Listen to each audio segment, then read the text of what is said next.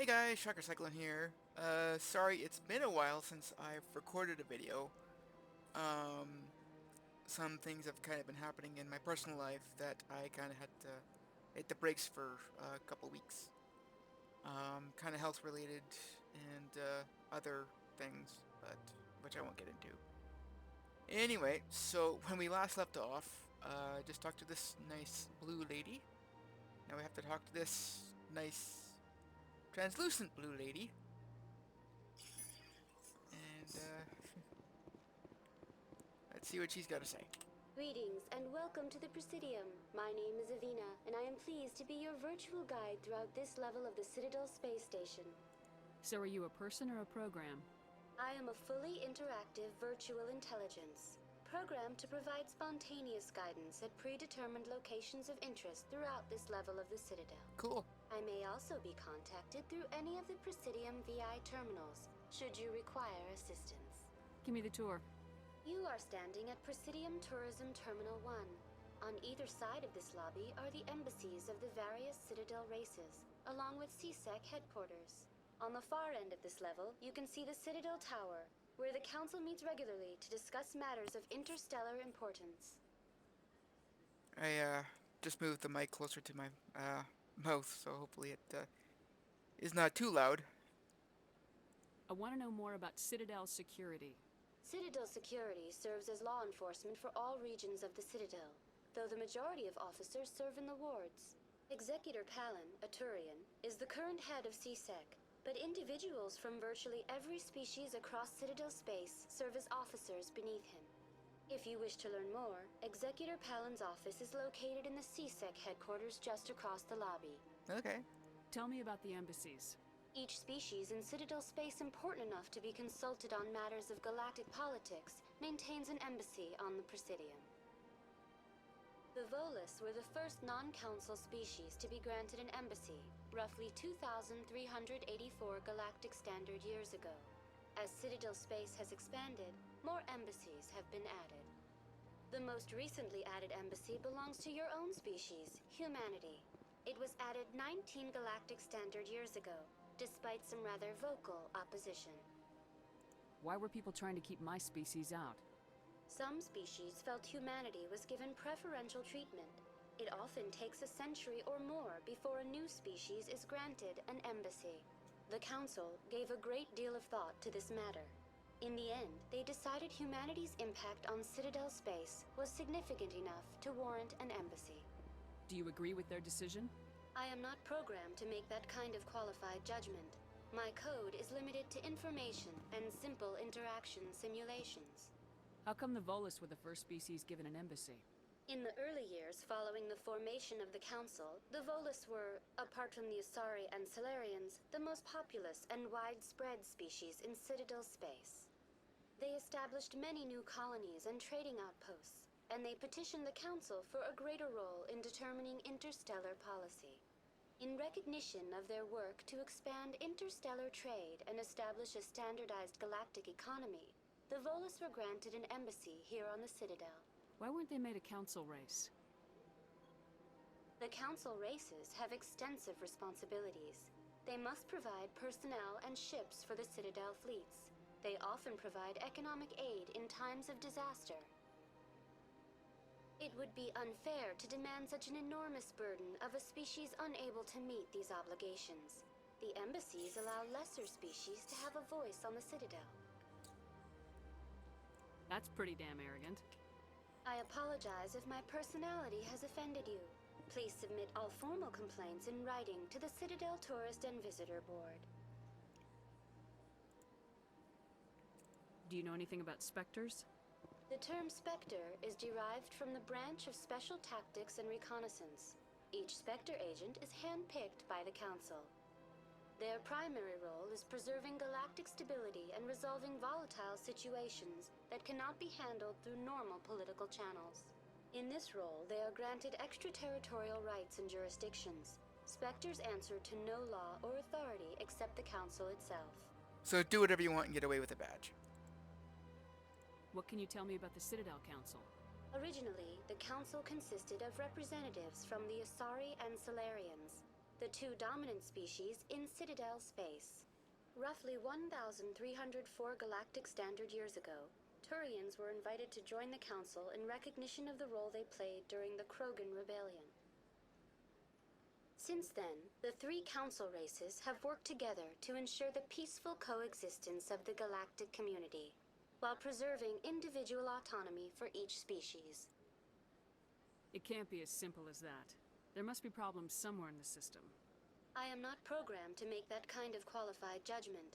My code is limited to information and simple interaction simulations. Goodbye. Goodbye, and thank you for using Avina. Please enjoy your visit to the Citadel. I will. And I hope you guys enjoy it here because we are going to be here for a while. Okay, so this right here is mass transit. It is actually the fast travel. And yeah, I don't use those. For one thing, the Citadel is actually, if you know where to go, which I do because I play this game a lot, basically it doesn't take too long to get there, and actually walking is actually good for you. And also you hear some interesting things that you may miss with the rapid transit. I don't even actually like to use like the fast travel in Andromeda, actually. I like to drive there.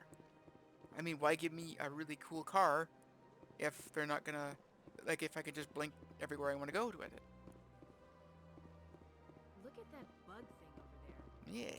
What's it doing? Please do not disturb the keepers. Okay. Can we disturb you? Welcome to Presidium Tourism Terminal 2. You are standing near the base of the Citadel Tower, one of the Presidium's most recognizable and important structures. Behind me is the spectacular Relay Monument, a scale model representation of a Prothean mass relay. To your left is one of the Keepers, the enigmatic caretakers of the Citadel, working on a control panel. You may see Keepers involved in various tasks throughout all levels of the Citadel. We ask that you do not interfere with them in any way. The Keepers are essential to the smooth operation of the Citadel. Obstructing their daily work will result in harsh penalties, including incarceration and rehabilitation. So just to warn you guys, there actually is going to be a lot of talking in this episode. I can't get around that. I don't want to get around that. It's not how you play the game. Tell me more about the Relay Monument. Discovered by the Asari who first arrived at the Citadel, the Relay Monument is one of the station's most interesting and controversial features. What is the meaning behind this striking piece of art? Is it a tribute to Prothean vanity? A reminder of their conquest of the galaxy through mass relay technology? Or perhaps it is a symbol of unity, a Prothean acknowledgement that the relays would eventually lead other species here to the Citadel. No one can say for sure, making the Relay Monument a favorite topic of discussion among academics and scholars. Tell me about the Citadel Tower. Housing both the Council chambers and Citadel Control, the tower is one of the most important buildings on the station. Access to these areas is restricted to those with the appropriate clearance. What happens in Citadel Control? Citadel Control handles all incoming and outbound transit. Every ship within 2,000 kilometers of the Citadel is under the jurisdiction of Citadel Control. At peak capacity, they are responsible for monitoring upwards of 1,000 vessels. I'd like to hear more about the Council chambers. The business of the Council, which often has far-reaching effects on the galactic community, is conducted in a room at the apex of the Citadel Tower. The Council chambers themselves are truly a magnificent sight to behold, though few get to experience the view in person. Typically, only the councilors, ambassadors, and high-ranking officials, along with various support staff, are allowed access. What if someone has business with the Council? The average citizen must go through the proper channels if they wish an audience with the Council. This is usually arranged through their respective ambassadors. Even then, few are given access to the actual Council chambers. In most cases, the ambassador acts on behalf of the citizen. I'm scheduled to have an audience with the Council. Only a handful of visitors to the Citadel are ever granted that privilege. I would be jealous, but that is outside the scope of my programming. I'd like to know more about the Keepers. Little is known about these peaceful servants of the Citadel, though they are essential to the operation and maintenance of the entire station. Citadel regulations protect the Keepers against interference during the performance of their tasks. Failure to comply will result in harsh penalties. Keepers can be seen in all sections of the Citadel, but are typically found in and around the tower. Any particular reason there are so many Keepers in this area? The Keepers do not communicate with other species.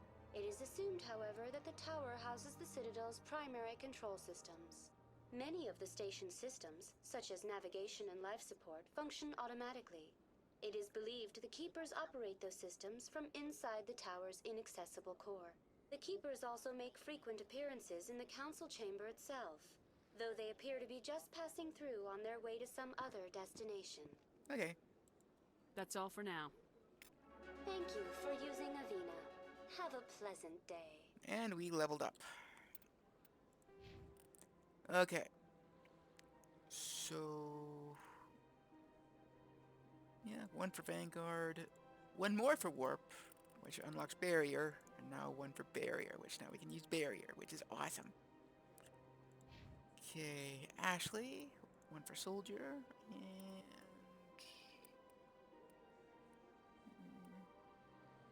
one for Combat Armor. And...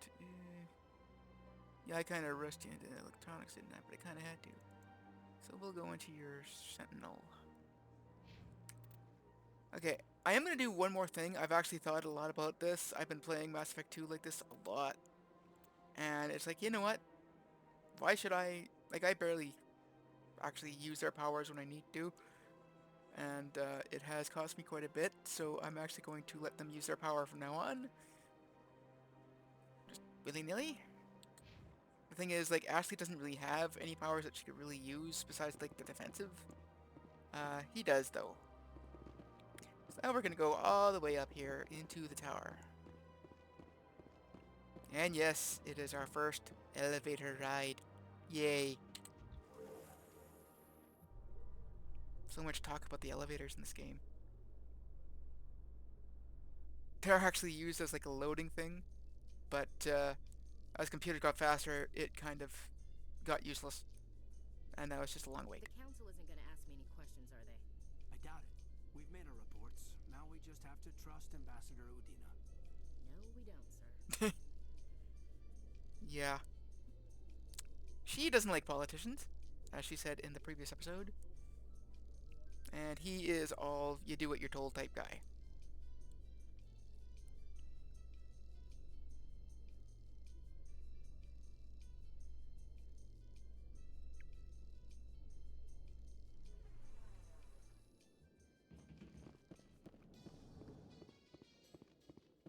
Executor Palin and Garrus. Who's Garrus, I wonder? Saren's hiding something. Give me more time. Stall them.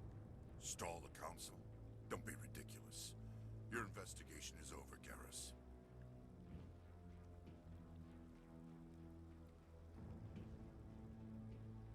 Commander Shepard, Garrus Vicarian. I was the officer in charge of the CSEC investigation into Saren. Who were you just talking to? That was Executor Palin, head of Citadel Security, my boss. He'll be presenting my findings on Saren to the council.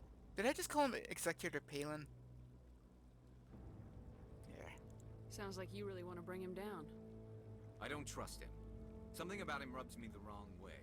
But he's a Spectre. Everything he touches is classified.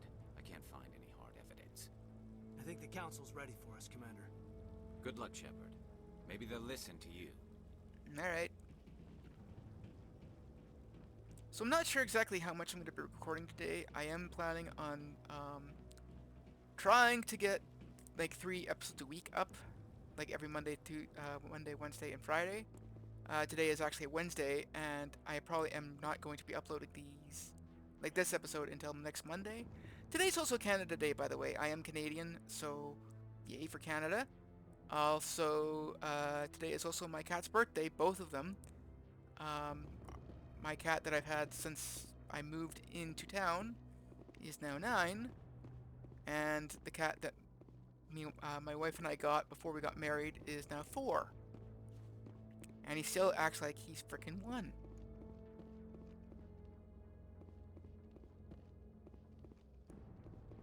The hearing's already started. Come on. Oh crap, I think we missed some dialogue. Yeah, we The did. Geth attack is a matter of some concern, but there is nothing to indicate Saren was involved in any way. The investigation by Citadel Security turned up no evidence to support your charge of treason. An eyewitness saw him kill Nihilus in cold blood. We've read the Eden Prime reports, Ambassador. The testimony of one traumatized dock worker is hardly compelling proof. I resent these accusations. Nihilus was a fellow Spectre and a friend. That just let you catch him off guard.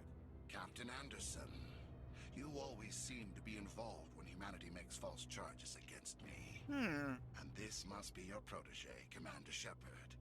The one who let the beacon get destroyed. Sounds like he and Anderson have a past. The mission to Eden Prime was top secret. The only way you could know about the beacon was if you were there. With Nihilus gone, his files passed on to me. I read the Eden Prime report. I was unimpressed.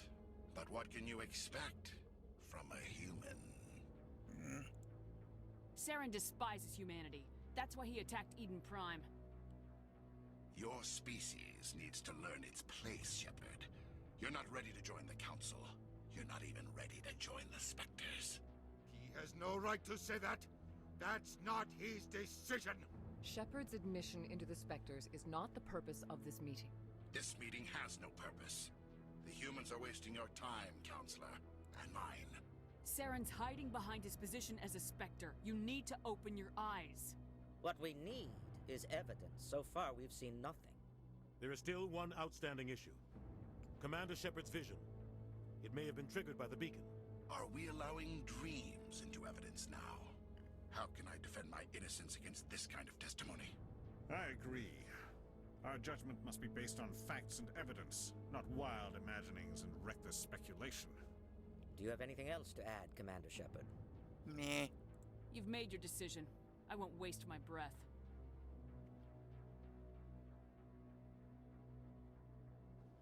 The Council has found no evidence of any connection between Saren and the Geth. Ambassador, your petition to have him disbarred from the Spectres is denied. I'm glad to see justice was served. This meeting is adjourned. Well, shit.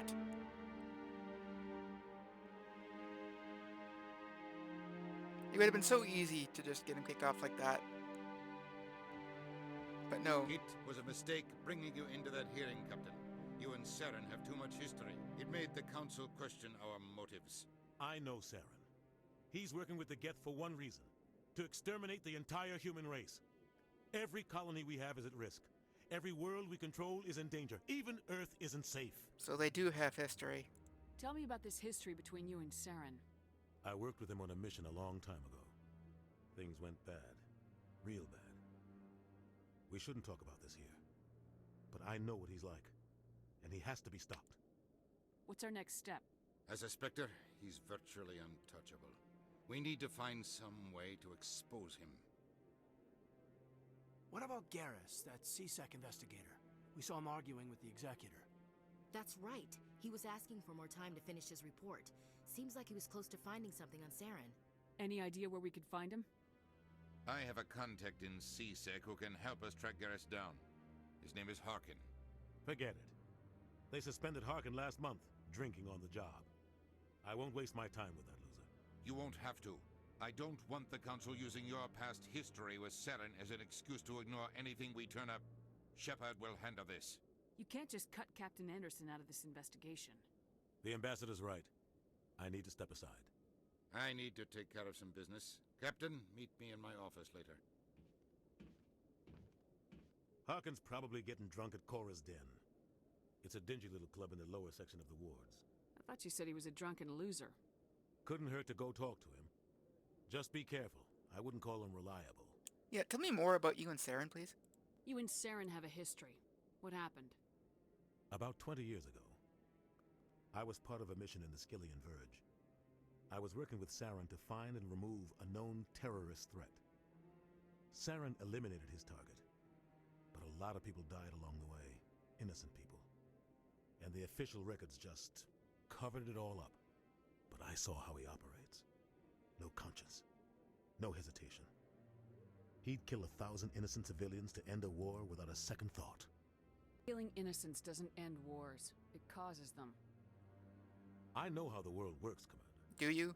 Sometimes you're forced to make unpleasant decisions. But only if there's no other way. Saren doesn't even look for another option. He's twisted, broken. He likes the violence, the killing. And he knows how to cover his tracks. Okay, so I'm just going to kind of break character here for a bit. Well, I don't know if I've been playing a character, but see, Anderson always comes off as actually having this grudge against Saren now. And it's like, yeah, between him and Udina, he's the lesser of two evils, but it's still, like, he's more or less a soldier, basically just destroy the enemy type of person. That's just how I see it. Our ambassador doesn't seem to get along with the council. He's just frustrated. The council's always preaching that we need to be part of the galactic community. But for them, it's a one-way street. They want us to expand and settle unstable regions like the Skillian Verge and the Attican Traverse. But when we run into trouble, they don't want to help us out. Everyone knows it's only a matter of time until we get a seat on the council. The ambassador just thinks it should happen sooner rather than later. And I agree. Maybe they'd let us join the council if we were more willing to cooperate with the other species. Of course they would. If we did everything they told us to, they'd love to have us on the council. But it wouldn't be much of a deal for us. I understand their side. They don't want us dominating the council. It's founded on cooperation and alliances. But we have to look out for our own interests too. You don't think much of Harkin. The guy joined CSEC about 20 years ago. He's been an embarrassment to our species ever since. Roughing up suspects in custody, bribery accusations, alcohol and drug use. The embassy used to step in when he got in trouble. But I guess enough was enough. Guy's a scumbag. He should have been cut loose a long time ago. He was one of the first human CSEC officers. Guess it would have looked bad if he got fired. A lot of backroom deals were worked out over the years to keep him on the force. Politics is a dirty business sometimes, but it looks like his time's run out. We've got enough humans in CSEC now to stop protecting him. I want to know more about the Spectres. They're not your typical government agency. They tend to work alone, behind the scenes. They take care of problems the Council can't. It's not easy preserving peace across an entire galaxy. The Council prefers to use diplomacy and negotiation. But sometimes more extreme measures are needed. How do they decide who becomes a Spectre? You can't just apply to join. There's no training program. Spectres aren't made. They're born. The Council's always looking for exceptional individuals. People who can get the job done, like you. They've been watching you for years. They see something in you. They want you on their side. Nihilus was supposed to give them a final recommendation, but with him gone, things are still up in the air. What's their command structure like? There is no command structure. Each Spectre answers directly to the Council. Sometimes they're sent on specific missions. Other times, they act on their own. They tend to operate outside the law, do whatever it takes to accomplish their goals. The Council just turns a blind eye. Spectres have a lot of power, Shepard. They sound like shadow operatives. Everything about them is classified. We don't even know how many there are. The latest Alliance estimate puts their numbers under 100. But the Council couldn't do its job without them. They're the Citadel's top agents, the last line of defense, the final option before open war. The entire galaxy respects and fears them. If a Spectre shows up, you know something big is about to happen. What happens when a Spectre goes rogue, like Saren? It doesn't happen often. The Council is careful when they select their candidates. But when something does go wrong, there's usually only one solution. Send another Spectre to bring the rogue agent down. Okay. Maybe there's another way to find evidence against Saren. You should talk to Barla Vaughn over in the financial district. Rumor has it he's an agent for the Shadow Broker. The Shadow Broker? An information dealer. Buys and sells secrets to the highest bidder. I've heard Barla Vaughn's one of the top representatives. He might know something about Saren, but his information won't come cheap. Tell me more about the Shadow Broker. He's a necessary evil of galactic politics. Buying and selling information is a part of the game, and the Shadow Broker just happens to be the best player on the field. Always sells to the highest bidder. Doesn't get involved in politics, doesn't pick sides. A simple system, but it works. He's not a threat to anyone, not directly. He's just a resource we can use, or she is. Or maybe they are. Nobody really knows. Okay, tell me about Barlavan. Tell me about Barlavan. He specializes in moving large sums of money without leaving a paper trail. A financial genius. Doesn't do anything illegal, but he knows all the loopholes. He's got an impressive client list. Ambassadors, diplomats, specters. That's probably why the Shadow Broker uses him. All right. I should go. Good luck, Shepard. I'll be over in the ambassador's office if you need anything else.